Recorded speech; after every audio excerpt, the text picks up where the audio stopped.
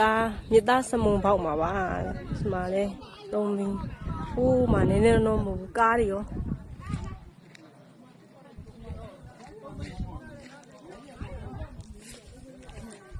မကြည့်အောင်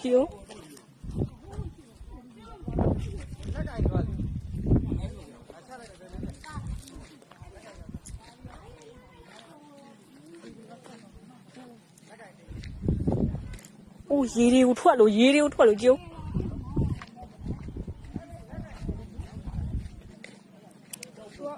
အောက်ထဲမှာရေကြီးထားတဲ့အချိန်နဲ့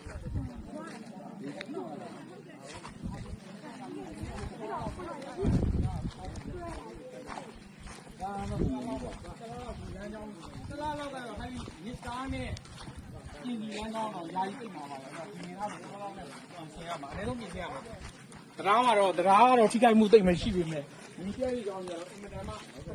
ဟိုမှာကားကြီး ကိုဘက်ဆက်သွားလို့မရတော့ ရတော့ ကူးကြမှာတော့ခင်ဗျားတို့ထုတ်ကြည့်နေအဲ့ဒါကြီးကို ကားတစ်စီးမှာ လဲတော့သွားတာမဟုတ်ဘဲနဲ့အစ်မ